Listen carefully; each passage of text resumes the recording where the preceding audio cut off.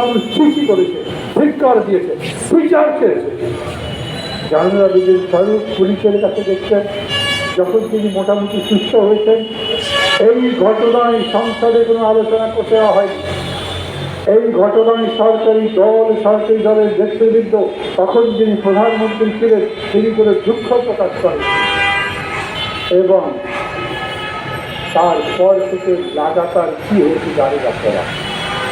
জয়নুল আবেদিন ফারুকের এই সমস্ত প্রতিবাদ, আহাজারি, আকুতি, বিচারের দাবি উপেক্ষা তো করেছেন, তার পাশাপাশি তারা সরাসরি বিদ্রুপ করেছে এবং পুলিশকে বাহাবা দিয়েছে।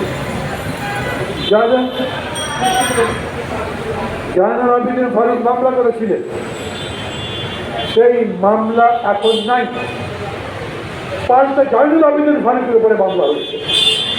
সেই মামলা চলে, সেই মামলা এখন পর্যন্ত চালু আছে। কিসের? জয়নুল আবেদিন ফারুকের বিরুদ্ধে। এইরকম যারা শাসক, এইরকম যারা হৃদয়হীন, এইরকম যারা ইতর টাইপের, তাদের অধীনে যে পুলিশ আছে, সেই পুলিশ কি করবে? সেই পুলিশের কাহিনী তো এখন দেখছেন না। একটা পুলিশের উপর দেশের আইন শৃঙ্খলা বলতে পারেন প্রায় সব কিছু নির্ভর করে। মানুষের জানমালের নিরাপত্তা নির্ভর করে, দেশের অভ্যন্তরীণ নিরাপত্তা রক্ষা করে। আমি আবারও বলি, দেশের অভ্যন্তরীণ নিরাপত্তা রক্ষার দায়িত্ব পুলিশের। জনগণের জান বা ইজ্জতের রক্ষার দায়িত্ব তাদের। অথচ সেই পুলিশের যিনি প্রধান, তার নামে পত্রিকায় রিপোর্ট করেছেন। সাংবাদিক বন্ধুগণ, ফটোগ্রাফার যারা যারা আছেন, তাদের মনে করিয়ে দিই, মার্চ মাসে বেনজির আহমেদের বিরুদ্ধে একটা রিপোর্ট করেছিল, প্রায় একই রিপোর্ট। সেই রিপোর্টের পরে 3-4 মাস পার হয়েছে, সরকার কোনো ব্যবস্থা নেই। সরকার একটা তদন্ত করতে দেয়নি। সরকার তো বেনজিরদের সরকার, আজিজদের সরকার, বাচ্চুর সরকার, এবং এই যে এই সালনরা ধরা পড়ল, এদের সরকার। সরকার মনে করে, তারা জানে তাদেরকে মানুষ চায় না, তারা জিনিসের দাম কমাতে পারে না, তারা মানুষের জীবনের নিরাপত্তা দিতে পারে না, তারা দেশের স্বাধীনতা সার্বভৌমত্ব রাখবার মতো ক্ষমতা নেয়। তাদের কাছে একটাই লক্ষ্য, তারা ক্ষমতা চায়, যে কোনো প্রকারে ক্ষমতা রাখতে চায়। আর যে কোনো প্রকারে ক্ষমতা যদি রাখতে হয়, তাহলে পুলিশ লাগবে, তাহলে সেনাবাহিনী লাগবে, তাহলে জনগণের উপরে যারা অত্যাচার নির্যাতন করে, যাদের আইনিভাবে অত্যাচার নির্যাতন কিংবা অবিচার, সুবিচার, কুবিচার করবার ক্ষমতা আছে, তাদেরকে হাত করতে হবে। অতএব খুবই স্পষ্ট, এই সরকার পুলিশ বাহিনীকে লালন পালন করেছে।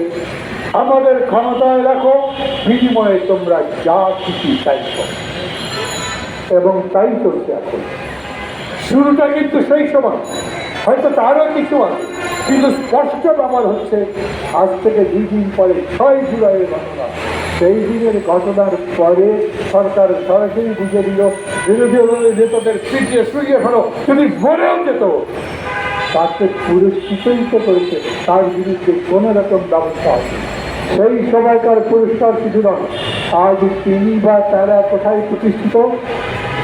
আমি আবার বলি, নিজের ছেলেও যদি অপরাধ করে, পিতা বা গুরুজন মুরব্বী যারা তার দেখাশোনা করে, তারা যদি তার অপরাধকে উপেক্ষা করে, মার্জনা করে, মাফ করে দেয়, বাবা দেয়, সেই পুত্র একদিন একটা মেয়েকে রাস্তা থেকে তুলে নিয়ে নিজের বাড়িতে বাপের সামনে ধর্ষণ করলেও বাবার পরিবার কিছু থাকছে না। এমন একটা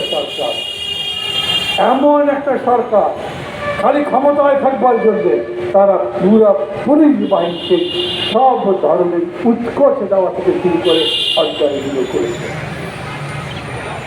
রাস্তায় যে পুলিশ ভাইরা ডিউটি করে, মাঝে মাঝে আমাদের মিটিং বেরিয়ে ভিতরে বাধা দেয়, আমি তাদের কথা বলছিলাম।